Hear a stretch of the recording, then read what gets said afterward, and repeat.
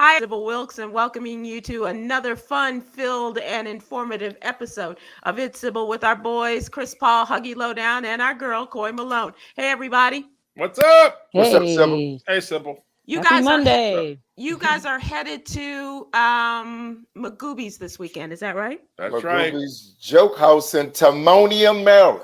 So all of our Baltimore people around the Baltimore Beltway, come see us. We're there on Thursday night and Friday night. It's a shortened weekend for us. So one show Thursday at 7:30, and then Friday night 7 o'clock and 9:30. So come on out. Very good, folks, and you don't want to miss these terrific men of Heck merriment. no, you don't want to miss us. Let's talk about what's really going on, and that's what's really in the news today. As you know, the news has come down about R. Kelly, the singer best known for his hit songs and R&B magic, has pleaded not guilty to all charges in the case, but the jury found otherwise. The 7-man, 5-woman jury in New York, Brooklyn to be more specific, found that he was guilty in New York in the high-profile sex trafficking case. And this is a trial that featured hours of graphic testimony from his accusers. He's been in custody for most of the time, convicted on 1 count of racketeering, 8 counts of violating the Mann Act. That's the law that bars the transport of people across state lines for any immoral purpose. He faces decades in prison. Some say at the sentencing, he could get life when he is sentenced, and that's not until May 4th. So he's got the better part of, he's got all of this year and the 4 months into the month of the year 2022 before they make those charges stick in terms of a sentence. They allege that he and his entourage led a criminal enterprise that recruited and groomed victims for sex and arranging for them to travel to concerts and other events across the country. So what do you think? Paul, what are your thoughts? Well, my first thought was I'm not sure how much he was paying attention during the whole trial, because after the verdict, his lawyers said that he didn't have a statement because he's in shock right now. Yeah. I'm like, were you paying attention? Where were you during all of this? I mean, the fact that they've held him in jail for 2 years now must have shown him that your star power is not going to get you through this. Right. Your star power would have had you home during this waiting for a trial. You were in jail for 2 years. Right. So what they say, criminal enterprise. So does that mean they're going after other people? Well, they're going after him, and perhaps they will go after the hope is that members of his entourage will also be indicted and convicted on these charges for aiding and abetting. How many of them flipped on him? Did any of them have to flip on him during this trial? I think that some did testify, Chris, but I don't have enough. Chris, if they didn't flip on him, their testimonies was flippable. They were there were 2 people that have actually been they have a separate trial going on in Chicago. So there are 2 other people that are facing charges now. So and here's the other thing. The trials of R. Kelly will continue because they also have charges in Chicago and Illinois, as well as Minneapolis.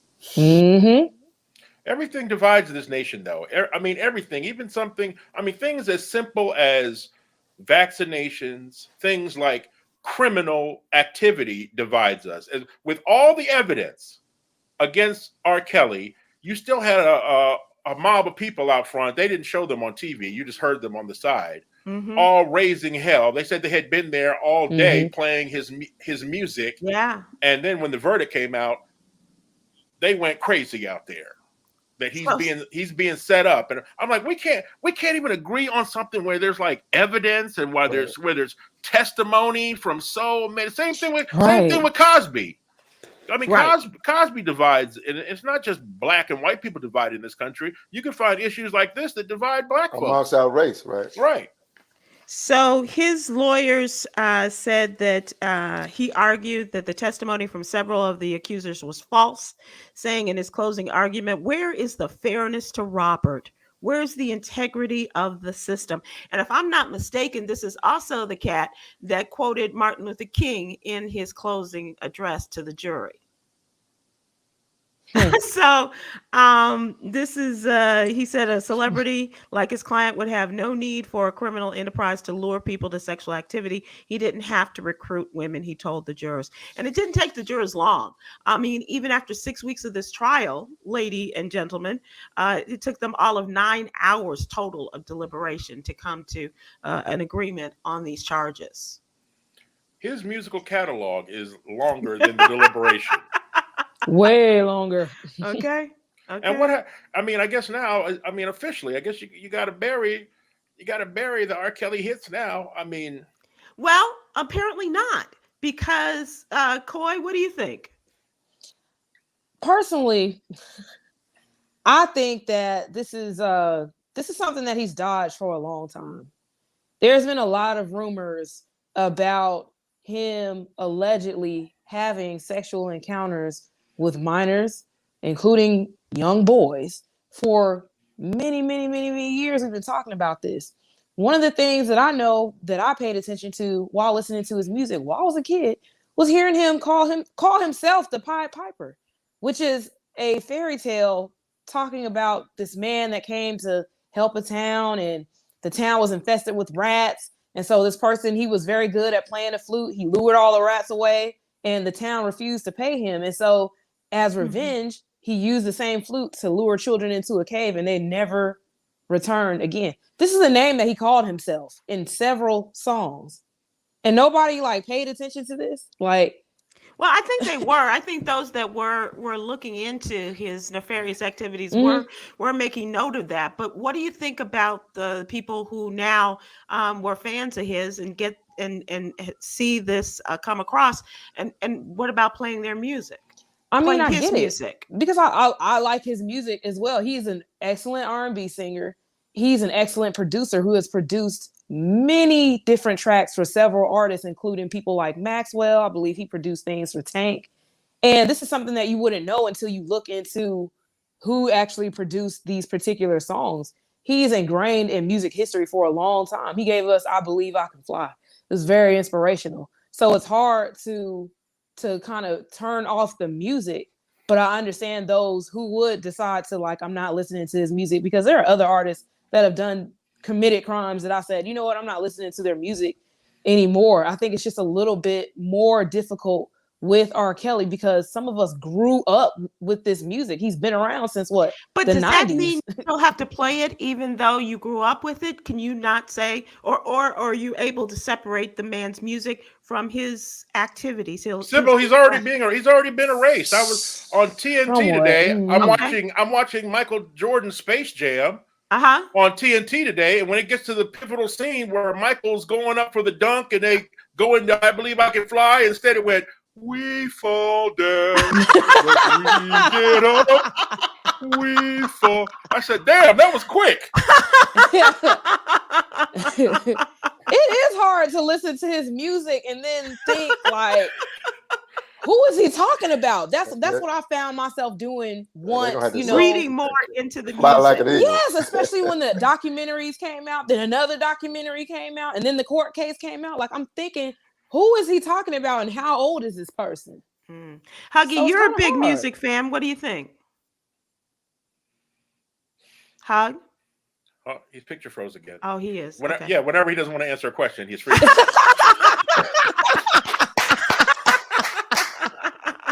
I don't think so. That's a trick he does on his lady. Where were you last night?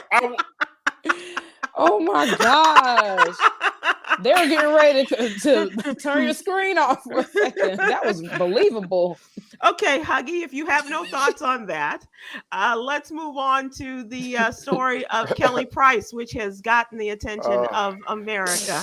And barbershops are closed on Monday, so let me be the first one to say this before the barbershops open tomorrow. Okay, man. R. Kelly and Kelly Price the same weekend. Think about it, bro. Yeah, it's a Kale conspiracy, right? Don't eat Kelly the greens. and Don't eat no Kelly kale Price. salad. Don't eat the kale salad. It's in the kale salad. Man. You know, the kale was being recalled just a couple of weeks ago. Oh gosh. And I Wake just up, black man. Wake up. Just saying. Yikes. The Oh, kale was my God. recalled from a number of packages of kale, spinach were recalled, and now Keenan, you better call your boy Kel, Keenan. But is Kelly Price fine now or what? Because black people on Twitter still think there's something going on, like she's a hostage or something. They really do, including her sister, and her sister and her children. Which is just this whole thing. She's finally addressing going MIA from her family and sharing the story of her hospitalization with COVID. She was on with TMZ, tells people that she was never actually missing, despite some of her family members, her one remaining sister, insisting that she vanished without a trace. Kelly says that she isolated herself as she recovered from COVID. But here's the really quizzical thing. She did have apparently a really bad case of COVID. She said she flatlined. She said she died and they brought her back. Wow. But the case was really bad. Like for a month or more, she was suffering from COVID, and it's still affecting her. Like one of her lungs is still not functioning properly. Ooh. So she said, her children said that they were told that she was in the hospital. Her son rushed from California to Atlanta, got there, saw her in the hospital one day, went back a second day to see her. And when he went back the third day to visit, she had checked out. Wow. And Sybil, do we know, was she vaccinated at all? She apparently has not been vaccinated. Why are you looking down, Coy? So I'm just like. So hold on. What do we know about anything about her immediate circle? Is she surrounded by like controlling people? Apparently, this new boyfriend, fiance/husband is the one who is controlling her life, according to people on the outside who have lost. But she says that she has not been that close to her children or who are adults, 27, 28 years old, nor has she been close to her sister. And I don't think she's really, they said they don't talk on the regular, but they do text. And they lost their mother last year, and they haven't really been in close contact, especially that happens more than we know. That people are in relationships with someone controlling. Huh? No, I'm not talking about you, baby. No, I'm talking to Sybil. Wilkes. Blink twice if you need help. So this whole thing it's been really curious regarding how long she has been away from everyone. But you know, the really curious thing is that people are her fans, not her family so much, but her fans are demanding answers. Mm-hmm. And so which brings to mind, how responsible are celebrities like that to their fans, and should they be? I'm not going to believe it till I see her, and even some of them are questioning the video that's now been released. And fans get pretty invested. Yeah, they are. Exactly. Yeah. And this is a pretty unique case. I mean, I got two of her albums. She owed me. Her fans are genuinely worried about her right now. You know, so I mean, before she finally made the video, people were on social media demanding proof of life. Yeah. Like, they did not want to buy into some statement from some dude they don't know. Yeah. So they really felt like she was a friend of mine. No, she's been a member of their family. They said, I have all of her albums, like Huggy said. I have invested, right. Had my children when she had her children, and I remember when she did this, and she and her family had the group, and there's a lot of investment. Right. Yes, that's the tough thing about being a celebrity. Yeah, but you don't know what's going on on her family side with her sister. I mean, has this new man come in and now they're not getting maybe some regular little bit of money from Kelly Price they used to get before? And there could be that, her sister. The financial aspect. Yeah, right, her sister appeared on a gospel network, and a lot of people were going after her sister. Good Christians going after her sister, saying she's just out there trying to promote her music, and she has to explain herself, as she's trying to say, her intentions are good. They're honorable regarding her missing sister. Let me tell you about black people. Black people know how to count somebody's money, don't they? Mhm. Yeah, exactly. All right, so that's what's really going on. Who you Which had talking to in your family right now? Huh? Who was that a personal shot at in your family right now? Nobody them, bro. Trust me. Wait till times get better. They'll be back. They'll be No, back. they won't. It's now time for us to look at what you need to know newsletter. Of course, that is our Monday through Friday newsletter in your email box first thing in the morning. It is absolutely free, the subscription. And if you'll go to SybilWilkes.com and subscribe, we'd love it. You hear great stories like our social justice activist, and that is Coy Malone. And Coy, you have a story in the newsletter talking about video of police and a canine attack on a Black man. Yes, this one comes out of the St. Louis, Missouri area of Woodson Terrace. And these police right now are under review because they responded to a call of a person that was possibly breaking into a business. And they encountered a Black man who said, I'm a sovereign citizen. I don't have to obey your orders. I don't have to leave or do anything that you say. So when witnesses who were in the area started recording with their cell phones, the man was bent over the hood of the police car. Mm-hmm. They had him under control. He was yelling at most. And then suddenly, with the two officers on one side and the other officer holding the canine back, he lets the canine go. The dog starts biting him on his leg, and he's like, for like 30 seconds. And so the man tries to get up and run. He releases the canine on him again, who continues biting his leg, biting his foot. And it's just crazy because how can you expect someone to comply after being bitten by a dog that's trained to attack? And a lot of people don't understand that these dogs' bites can actually pierce through metal. So imagine what it's doing to a person who's skin and bones. Skin and bones. Yes, easily. And so according to the police, they were saying that the man they weren't able to apprehend him, and basically they had no choice but to use the dog. They found methamphetamine on him after arresting him, and allegedly he refused medical treatment, but was given he was taken to the hospital after complaining about his injuries later on. And there's also an investigation done on canine units. Police across the U.S. do not have a standard in terms of training and deploying canine units. Mm-hmm. Apparently, they're supposed to use them for more dangerous criminals that commit violent crimes or when the police are endangered. However, a study showed that canines have been used from everything between traffic violations and mental health checks that have resulted in serious injuries and sometimes death. So you got to step back and think. So is that amongst people of color? Is it especially amongst people of color, or do they have that breakdown? They didn't have that breakdown. I didn't look into the report further, but this was the information that I saw just as a summary, that this has happened more often than what's being reported. And do you have a calendar? Do you have a calendar? I do. Okay, I need you to check what the year is. Are we talking 1951? Are we talking 1961? Are we talking 2021?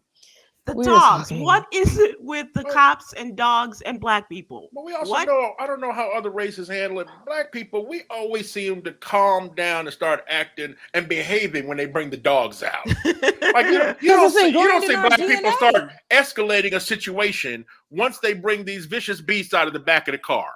Right. We don't start fighting police dogs. Like you said, they bite through bone. Mm-hmm. There's no way this guy is on the hood and decides he's going to go crazy at that moment, even though they have police dogs there. No, he was complying.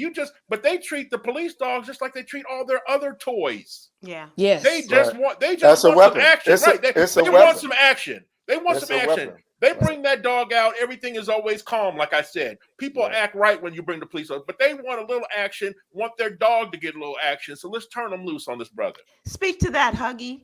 So crazy. What you just said. You said they want some action. Yeah, they do. They do want action. They do want action. That's how simple. They're looking for. Looking for some sort of excitement in all of this.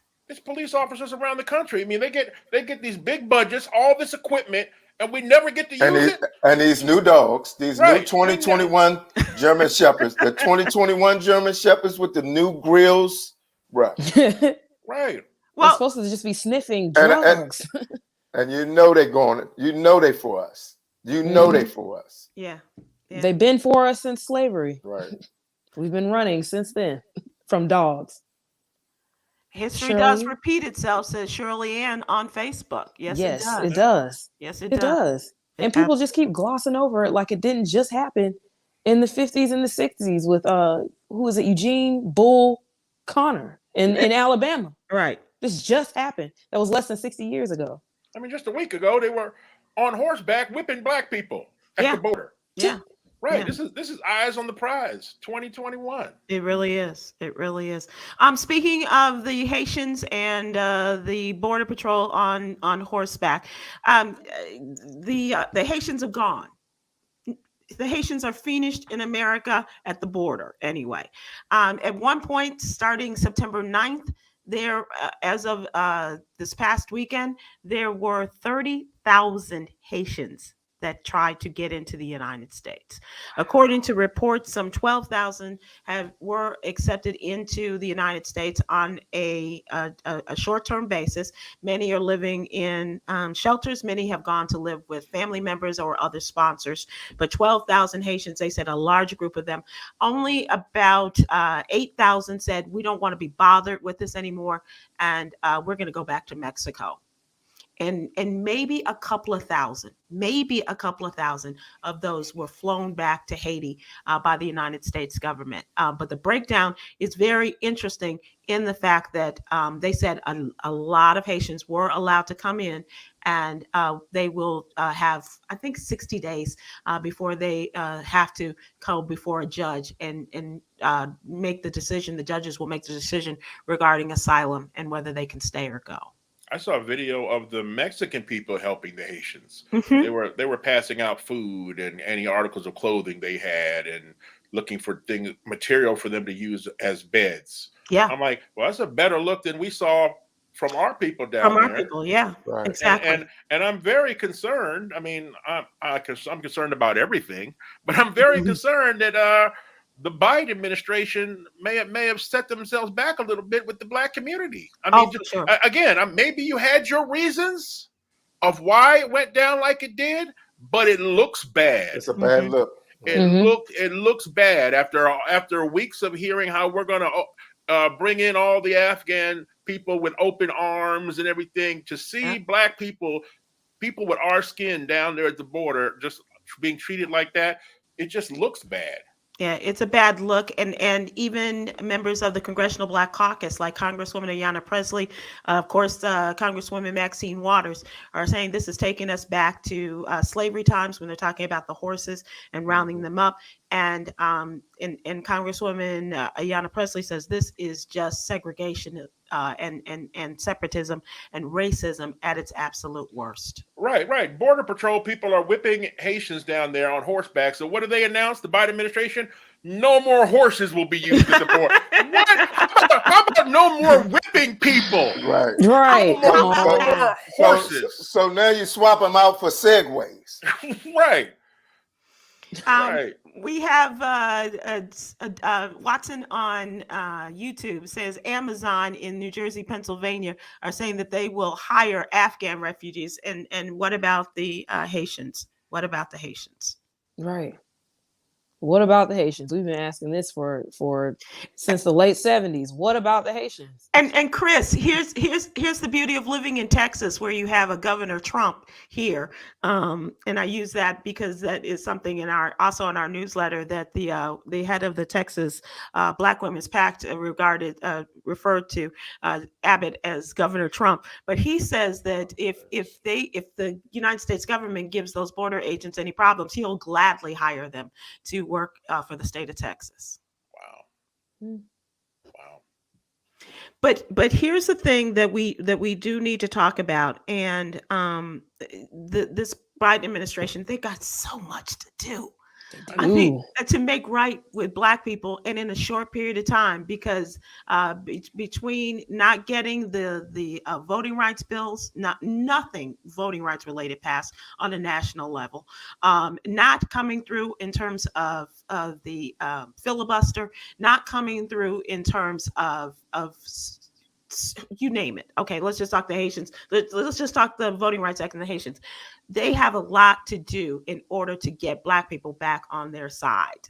And you think a about short period of time. how we felt as Black people with the victory that we had in the presidential election and the historic number of people that came out and voted. None of us had any idea that any hopes and dreams we had would be disrupted by a senator from West Virginia. Right.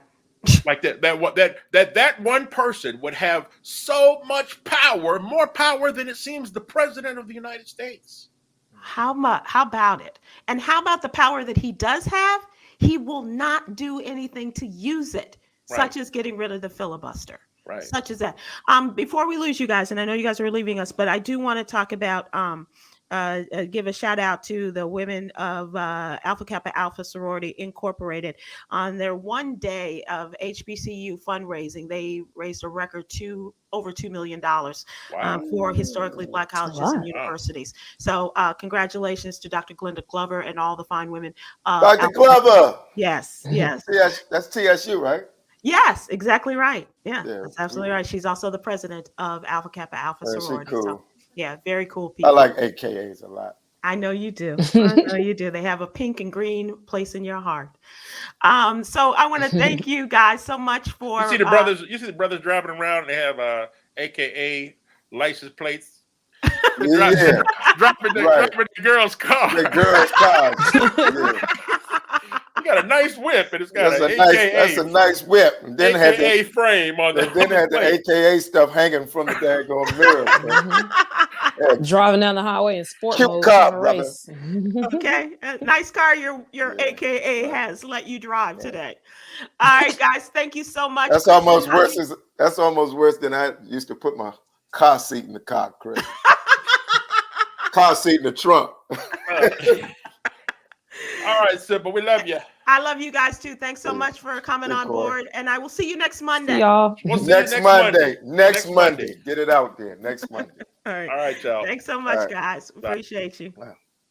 All right, young Coy, let's talk about a little bit of entertainment, shall we? Let's do it. I'm not sure. Are you a big TV watcher? We don't really talk TV much. We talk a lot of social issues and things like that. Are you a big TV watcher? It depends on the show. I like a lot of different crime dramas and stuff like that. And it just seems like that's what I'm into. And a lot of them happen to be on Stars for me. Okay. So that brings up a question. Are you watching Raising Kanan? Yes, I am. Show? Okay. All right. So that's something I can't talk to you about. I have not watched it yet. But perhaps you and Yolanda can get into a discussion about that because that's one of her new favorites. My television watching these days is not that deep. I'm looking for some funny stuff. I will tell you one of my favorite new shows that came out about a month or so ago, and they dropped all the episodes on BET Plus, and that is Miss Pat. The comedian. I didn't know that they dropped the show. Miss Pat and Family. Those episodes are now available on BET Plus, and I've really always been a fan of hers, but this TV show, oh my gosh, it's so irreverent and it's so funny and it's so foul, but golly, it's good. It really is. So, and I look for the comedy now. So do you know Miss Pat's comedy? Not familiar with her comedy. But I do recall the show. I didn't know that it got dropped, and it's so sad to see because it seems like BET will get on a good run. No, I don't mean dropped. I don't mean they dropped it. I mean the episodes are now available. Oh, okay, good. Yeah, that's what I should have said. Thank goodness. When I said drop the episodes, I didn't mean they canceled it. It's as a matter of fact, I wouldn't be surprised if they've already picked it up for a second season. Good. It is really that good. It's that funny. And it's based upon her real life, and so it's hilarious. Absolutely love it. The other show that I like, Coy, is probably not in your wheelhouse, in your area of interest, but the reboot of the Wonder Years, the Black version.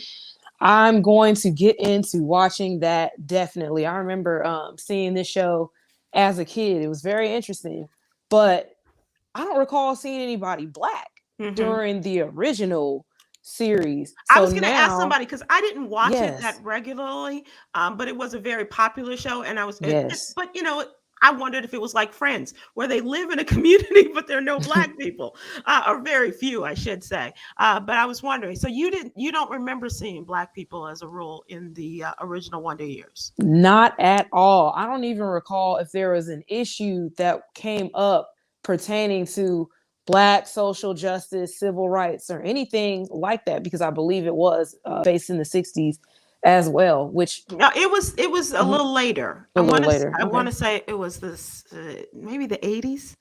And Possibly. the family of Kevin, the Hmm. story of Kevin and his family. So now we have, which is really, really of my era. It's a sweet look at a Black family. They're the Williams family, and a young boy. He is 12-year-old Dean, and it's 1960s Montgomery, Alabama, which, according to Tom Joyner, really is Tuskegee. The adult Dean narration is provided by actor Don Cheadle, and that the just the first episode, it's got me. It's absolutely got me. I'm gonna wait a little bit, because it's a little bit personal to me. I actually did a little bit of background work on one of their episodes. Okay, what So does that mean? I am one of the characters on one of their scenes for episode 6. Okay, okay, So I can't tell everybody what scene exactly I'm in or release any details about that, because we've signed contracts and what sure. have you. So I can't post any pictures about it or anything. But I will tell you, those clothes back then were uncomfortable. I don't see how people march for freedom in kitten heels and skirts and stockings. It's a lot to do. Yeah, So we need to really pay homage and respect to the people that came through the civil rights era and marched, because they did not have comfortable clothes like you and I are wearing right right. now. That Yeah. was not a luxury then. Yeah. Tom and Jay used to make a joke, especially J. Anthony Brown and Tom Cosign, about the, I guess, Florsheim shoes for men, the real stiff leather shoes that Mhm. the Black civil rights leaders wore during those protest marches, Whew. and how difficult that was. And as you said, for the women wearing the stockings and the shoes with heels. And now we're just looking for, maybe a nice wedge or something to wear Yes. as we are doing something like that, or at least some Converses with the thick sole. But it starts. And I'm not telling anything out of school, but it starts. The first episode takes place in April of 1968, and it's really good. It's really good. And let's see, we have I can't wait. says you're right. This was there were no Black people in the original Wonder Years on Facebook. That's what Charlotte says. There were no Black people. So well, there are some white people in this version, but the whole thing is, and the really cool thing, when I said that, according to Tom, it is really based upon Tuskegee. The man who created this reboot is the son of a friend of Tom Joyner's, Oh and wow. yeah, and so he knows wherever he speaks. I think he was born in Tuskegee, and eventually he and his mom moved to Montgomery. But it really is that small town America, and I think you can identify with this, Coy. Those days where we were able to ride our bikes and not have to worry about helmets, or maybe you did, but also to Yeah, be we home, did. also to be home before the street lights came on, Hmm. that kind of thing. And so it does take you back to that, and it's really sweet. It's really sweet. So what else are you watching? I have started watching the series BMF on Oh, Stars. okay. God, it's like talking to Yolanda Starks White with you. Okay, okay, okay. Shirley on Facebook says she's too cheap to pay the high price for cable, and too old to be to have the Fire Stick and Hulu and all of those. The antenna is cheaper. Well, that's true. That's very true. The antenna is cheaper, and maybe you just get, become friends with somebody who has all of those things, Yes. or in the case of some people, you get their password and you can do it yourself. Exactly. Set up your own account. What is Karen saying? Can we talk about Maya Marcano, who is missing in Orlando. Orlando because the person suspected of her disappearance was found dead by suicide. Good gracious. That is something that I'm going to talk about tomorrow. So I definitely will be able to talk about that, and I promise we will, because we are going to be starting a conversation with Black and Missing on a regular basis. So I promise. Somebody last week said, when we were talking about the Black and Missing, and we had the story of the young Black man who was reported missing the day after Gabby Petito. His name is Elijah. And she said, why are you doing this now? Why all of a sudden? And it's not something that we've all of a sudden done. We have done it on the regular basis. And she said she hadn't heard us, but I promise we will make an even more concentrated effort. Bob Loves Avashola is a funny show, and that's on regular CBS television. Funny show about a man falling in love with a Nigerian nurse. Come back and tell me about this, because I like the show. I think it's very funny. Gina Yashere is one of the producers of the show, and she's very good. But I don't see any chemistry between this couple. I'm looking for just a little spark of something, but I promise you, I don't see an iota. I don't get the tinglies when they get near each other. Tonight, when maybe you're watching a playback of it, let me know what you think. But I gotta tell you, I don't, and I want it. I want the romance. On Netflix, please. Yes, the Upshaws. I've heard that's funny. Yes, Veronica on YouTube says about the Upshaws with Wanda Sykes and Kim Fields and Mike Epps. Yes, very funny show. Very funny and very, very real. Yeah, absolutely. You're absolutely right. That's another good one. They got a lot of good shows with Black folks on it, I promise. And you don't necessarily have to have all of those cable channels to be able to enjoy them. But Netflix is doing a good job. It's doing a good job. So tell me about BMF. BMF is based off of an organized crime family called the Black Mafia family. From what I'm seeing on the series, which I didn't know previously, I believe they started in Detroit. They ended up migrating down to Atlanta, Georgia, where their way of partying became a way of life for people. Apparently, these are the people that started with throwing $1 bills in the clubs, and that's where you get the throwing money in clubs now from BMF. This was back in the days when they were coming into clubs and paying the owners, establishments to shut it down for them and their friends. They ended up getting in a lot of trouble because during one night out, I think they got in an argument with somebody that was a rival. It ended up turning into a big shootout. In the midst of all this trouble going on around them, they actually did an interview with a local newspaper that told all of their business and whereabouts, and it helped to open up an investigation that took the crime family down, which arrested their head honcho, who's called Big Meech. That's his name. So now there are people that are still around who are affiliated with the Black Mafia family, BMF, and they've moved to other places. Apparently they've moved to Florida. Some are still here. They're just kind of spread out. In the series, his son actually plays Big Meech. So this is interesting to see, yes, because his son was pretty much a toddler when he got arrested, and there are pictures of them together as him as a young toddler with his father that's in a prison outfit. So I wonder how surreal that is to recite lines as if he is his father in the series. That's very interesting. Also, 50 Cent also is behind this production. So he knew what he was doing because the last episode for the season of Raising Canaan ended, and then BMF started the same night. Gotcha. We needed that because there was no way I was going to make it for a few months. Yes, I did. I know I did. I wasn't going to make it a few months without another show. I wasn't going to make it. Oh my God, it's just like talking to Yolanda. Okay. Okay. All right. All right, Coy. Before we jump off here today, I want to thank you for coming in and being a part of this as always. Thank you for all your good work. And we will leave you with Yogi's Jewel for today.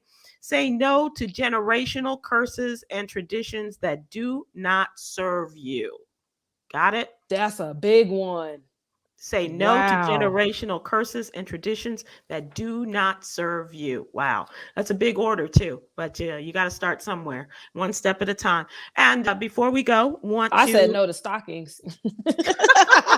Well, after you did the show, the Wonder Years, huh? Yes. Oh, it reminded me. I said, man, women that were raised to put on stockings correctly are wifey material. That is the one thing my mom did teach me growing up, and it was a requirement. But I decided as soon as I get out on my own, I ain't wearing these hot things no more.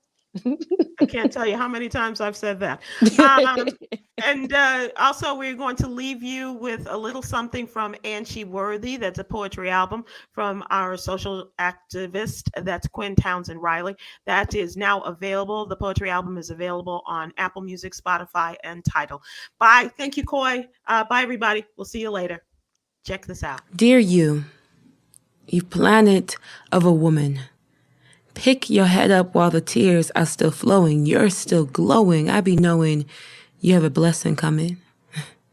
Time heals all, even this, so cry now. But please pray later. It's time to recognize whose you are, conqueror of every single damn thing. I see you defeating it, beating it, not letting it ruin your day again. I see you smiling and really meaning to smile. I see you laughing and loving, like really loving. You're gonna get yours, and everything mama said we can have. Just take one foot in front of the other. You gotta keep moving forward, no matter how many times the past begs you to look back. You are not that day anymore. You are today, anew.